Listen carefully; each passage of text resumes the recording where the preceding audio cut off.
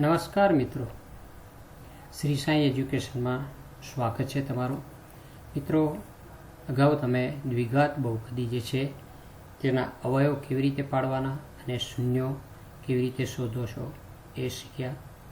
હવે આ વિડીયોમાં તમે દ્વિઘાત બહુપદીના શૂન્યો અને તેના સહગુણકો સાથેનો શું સંબંધ છે તેનો અભ્યાસ કરશો. તો ચાલો શરૂ કરીએ મિત્રો. બહુપદીના શૂન્ય અને સહગુણકો વચ્ચેનો સંબંધ. દ્વિઘાત બહુપદી. જો શૂન્યતર એ માટે દ્વિઘાત બહુપદી px બરાબર x² plus bx plus c ના શૂન્યો આલ્ફા અને બીટા. આલ્ફા અને બીટા એ ગ્રીક મૂળાક્ષરો છે મિત્રો, એટલે તમારે ધ્યાનમાં રાખવાનું. જો બે શૂન્યો આલ્ફા અને બીટા હોય તો x માઇનસ a અને x માઇનસ આલ્ફા અને x માઇનસ બીટા એ pxના અવયવ થાય. બરાબર છે મિત્રો. કે આ એ જે છે શૂન્યતર એ તમને સમજાવેલું છે અગાઉ પણ, એટલે તમને ખ્યાલ હશે જ. હવે આપણે સમજીએ. તમે પહેલાં દ્વિઘાત બહુપદી આપેલી હતી અને તેના ઉપરથી તમે અવયવ પાડતા હતા, એના શૂન્ય શોધતા હતા. હવે શૂન્ય, અવયવ અને દ્વિઘાત બહુપદી એમ જવાનું છે. એટલે તમે ટોપ ટુ બોટમ, એટલે ઉપરથી નીચે સુધી આવ્યા. હવે નીચેથી ઉપર જવાનું છે. તો આપણે એનો અભ્યાસ કરીએ. ચાલો, આ વસ્તુ જે છે એ એની પ્રમાણિત સ્વરૂપ છે. px is equal to x² plus bx plus c, જ્યાં a is not equal to 0. a is not equal to 0 એટલે આ થયું શૂન્યતરે, એટલે કે જ્યાં એ જે છે એ શૂન્ય ન હોવો જોઈએ. બરાબર છે. હવે આપણી દ્વિઘાત બહુપદી જે છે, આ દ્વિઘાત બહુપદી ઉપર આપણે ઘણા બધા વિડીયો બનાવેલા છે અને બહુ સરસ રીતે સમજાવેલું છે. બરાબર છે મિત્રો. આમાં સમજણ ન પડે તો તમે એમાં સમજી લેજો. હવે આ બહુપદીમાં સામાન્ય અવયવ નીકળી ગયો 2, એટલે આપણને જે બહુપદી મળી એ x² ઓછા 4x વત્તા 3. આ આપણી બહુપદી. અને આ જે છે 2 જે છે શું છે? સામાન્ય અવયવ છે. બરાબર છે. હવે તમને ખબર છે કે આપણે અવયવ પાડીને શૂન્ય કેવી રીતે શોધીએ છીએ. તો કે જે મધ્યમ પદ હોય એના એવા ભાગ કરવાના, એટલે કે એના જે એવા અવયવ શોધીએ કે જેથી કરીને આ મધ્યમ પદ છે એના એવા ભાગ થાય કે 4 પદ બને અને 4 પદમાંથી આપણે સામાન્ય શોધી શકીએ. તો તમે જો મિત્રો, અહીં -4x છે, તો અહીં લખ્યું -1x અને -3x, એટલે કુલ થઈ ગયા 4x. હવે 3 પદમાંથી 4 પદ બની ગયા. આ દ્વિઘાત બહુપદી જે છે એમાં જે છે અવયવ પાડવાનો હોય તો આપણે 3 પદમાંથી 4 પદ બનાવવા પડે. બરાબર છે. હવે આ જે બે પદ છે એમાંથી સામાન્ય કાઢવાના છે. તો સામાન્ય કેવી રીતે લઈશું? તો કે અહીંયા x અને અહીંયા x છે. x સામાન્ય લઈ લીધા. આમાંથી એક x બચ્યો અને આમાં કંઈ ના બચ્યું એટલે 1 મૂકીશું. આની સમજ મેં અગાઉના વિડીયોમાં આપેલી છે, એટલે સમજી લેજો. આ જ વસ્તુ સમજાવેલી છે, એટલે કોઈ પ્રશ્ન ઉપસ્થિત થશે નહીં. પછી માઇનસની નિશાની 3 બંનેમાં છે, એટલે 3 સામાન્ય થઈ ગયા. આમાં બચ્યો x અને અહીં બચ્યું 1. બરાબર છે. પણ આ પ્લસ છે એ માઇનસ થઈ જશે, કેમ કે આ ત્રીજા પદની આગળની નિશાની માઇનસ છે માટે. આવી રીતે આપણને x -1 અને x -3 એ 2 અવયવ મળ્યા. હવે એના ઉપરથી આપણે શૂન્ય મેળવીએ મિત્રો. તો x -3 બરાબર 0 લઈશું તો આપણને x બરાબર 3 મળશે, કેમ કે -3 જે છે ડાબી બાજુથી જમણી બાજુ લઈ ગયા, એટલે ઋણ હતા એ ધન થઈ ગયા. તો આવી રીતે x બરાબર 3 મળ્યા. એવી જ રીતે x -1 જે છે અવયવ એના બરાબર આપણે 0 લઈએ તો -1 જે છે એ ડાબી બાજુથી જમણી બાજુ ગયો એટલે 1 થયા. તો આવી રીતે આપણી આ દ્વિઘાત બહુપદી જે છે એના 2 શૂન્ય આપણને મળ્યા. હવે આપણે જરા ચકાસી લઈએ કે આ શૂન્ય છે, સાચું છે, ખોટું છે. બરાબર. કોઈ પણ એક કિંમત લઈને આપણે ચકાસી લઈએ. તો ચાલો દ્વિઘાત બહુપદીમાં આપણે કિંમત મૂકી દઈએ. તો જ્યાં x છે ત્યાં આપણે 3 મૂકીએ છીએ.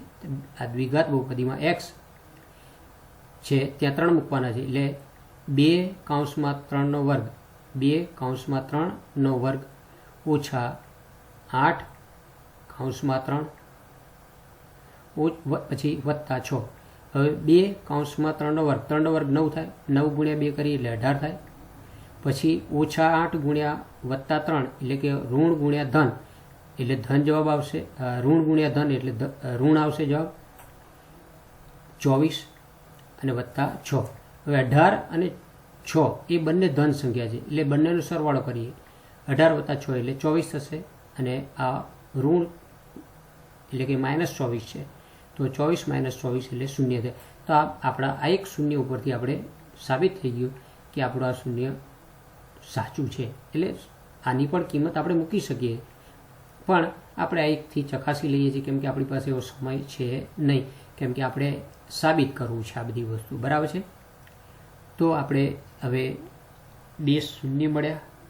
હવે એનો સંબંધ ચકાસવાનો છે. તો કેવી રીતે કરીશું? તો જો આપણી આ જે સ્ટાન્ડર્ડ ફોર્મ છે ax વર્ગ વત્તા bx વત્તા c એટલે કે આ આપણી દ્વિઘાત બહુપદી છે અને આ એના અવયવ છે જે તમે અહીંયા પાડ્યા આ અવયવ, બરાબર છે. અને આ બે જે છે શું હતું? કોમન હતું, તે બે અહીં લખી શકો જે એનો અચળ પદ છે. આ k = 2 અને આ જે છે એના આ બે અવયવ થઈ ગયા એટલે x - આલ્ફા અને x - બીટા, બરાબર છે. આ જે 3 જે છે એ 3 તમે આ બાજુ લઈ જાઓ જમણી બાજુથી ડાબી બાજુ તો અહીં કંઈ બચશે નહીં જમણી બાજુ એટલે x - 3 અને જમણી બાજુ 0 થઈ ગયા એટલે તમે નીચેથી ઉપર તરફ જઈ રહ્યા છો, બરાબર છે. તો આવી રીતે x - 3 અને x - 1 એટલે કે x - આલ્ફા અને x - બીટા એ આવી રીતે આપણે લખીશું, બરાબર છે. હવે કોઈ પણ એક કાઉન્સને આપણે શું કરીશું? બ્રેક કરી દઈશું. તો એ આવી રીતે લખીશું. હવે જો તમે અહીંયા બરાબર ધ્યાન રાખજો, મેં હમણાં તમને આ બધી વસ્તુ સમજાવી કે આ જે છે એ આ જ છે. પહેલું જે છે x - આલ્ફા એટલે કે x - 3 અને બીજો કાઉન્સ છે x - બીટા એટલે કે x - 1, બરાબર છે. હવે હમણાં કહ્યું એમ કે આ બે કાઉન્સમાંથી એકને આપણે બ્રેક કરી નાખ્યો એટલે આ x અહીં લખ્યા અને આ માઇનસ એ અહીં લખ્યા, બરાબર છે. અને x - બીટા એ સામાન્ય કાઉન્સ રાખ્યો કેમ કે આપણે શું કરીએ છીએ? વિસ્તરણ કરીએ છીએ. આપણે હવે આજે તમે સામાન્ય કાઢતા આવ્યા હતા, હવે શું કરવાનું છે? આપણે નીચેથી ઉપર જઈએ છીએ એટલે વિસ્તરણ કરતા જવાનું છે.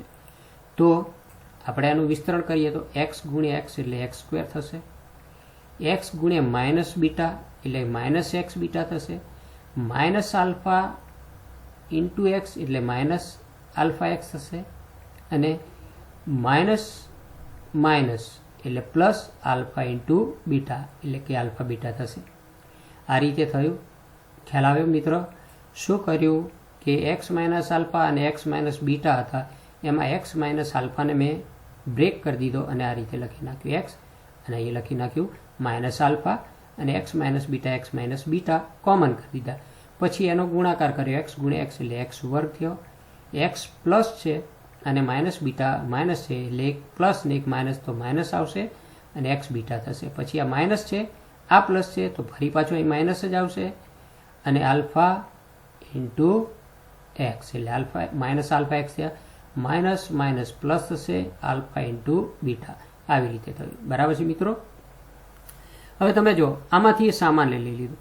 આ બે પદ છે વચ્ચેના બે પદ છે એમાં સામાન્ય શું છે? અહીંયા પણ x છે ને અહીંયા પણ x છે તો x કોમન લઈ લીધો તો બચ્યું શું? Alpha + beta.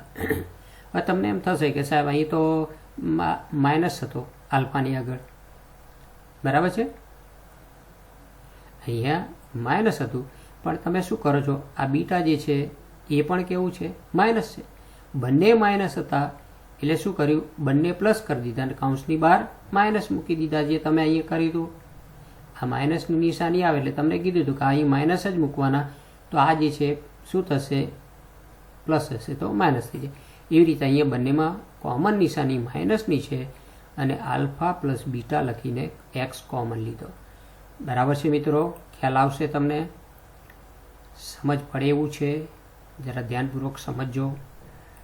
હવે આપણું જે દ્વિઘાત બહુપદી x² + bx + c લખી નાખ્યું અને આ જે આપણને મળ્યું હતું એમાં k જે હતો અચળ પદ, જે આ k છે અચળ પદ છે, બરાબર. હવે આ બધાનો ગુણાકાર કરતા જાઓ તો 2 × x² એટલે 2x², 2 × -4x એટલે -8x થશે અને 2 × +3 એટલે શું થશે?